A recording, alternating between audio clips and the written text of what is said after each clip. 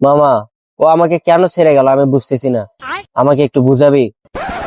আমার বন্ধুর ব্রেকআপ হয়েছে বুঝছো, এখন তাকে কিভাবে সান্ত্বনা দেওয়া যায় একটু বলো তো।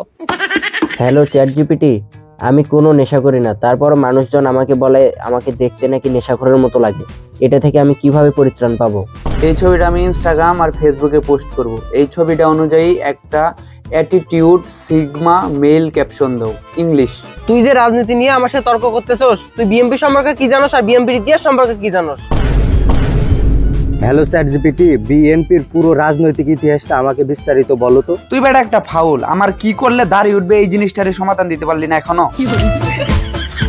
কালকে আমি একটা শিকড়ের সাথে উস্তা খেয়েছিলাম, আমার নখের অবস্থাটা একটু পর্যবেক্ষণ করো। কালকে রাতে যদিও একটু চিনচিন করছিল ভিতরে, তো আমার কি এখন মেডিকেলে যাওয়া উচিত? আমি এইমাত্র প্রস্রাব করে আসলাম, কিন্তু আমার প্রস্রাব হলুদ হচ্ছে, এটা কি কোনো রোগের লক্ষণ?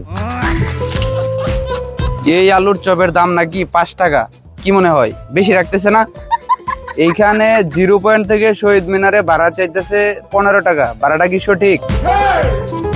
সঠিক না মামা?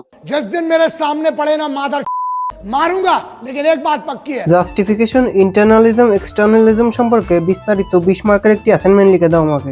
জীবন নিয়ে খুব হতাশায় আছি গো, একটু মোটিভেশন দাও। ঠিক আছে বন্ধু, এবার তাহলে যাই। ওকে বন্ধু, সি ইউ, সি ইউ। বন্ধু এখানে থাকিস, 1 মিনিট আসতেছি। তোর সাথে আবার পরে দেখা হবে। এর ইংরেজি কি? হ্যালো জেমিনাই, ইংরেজিতে বন্ধুকে ঈদের দাওয়াত দিব কিভাবে? ওকে বন্ধু, ক্যাচ ইউ লেটার। ওকে বন্ধু, please come to my house on Eid day. Okay. Hello ChatGPT, একটা মেয়েকে আমার খুব ভালো লাগে, কিন্তু মেয়েটার আমাকে একটুও ভালো লাগে না। এই নিয়ে আমার মনটা খুবই খারাপ, এখন আমি কি করব বলো? তোমার কাছে থেকে আমি জিও পলিটিক্স সম্পর্কে কোনো লেখা নিয়ে ফেসবুকে যদি পোস্ট করি, আর সেটা পড়ে কি মানুষ কোনোভাবে বুঝতে পারবে যে এটা আমি চ্যাট জিপিটি থেকে কপি করছি?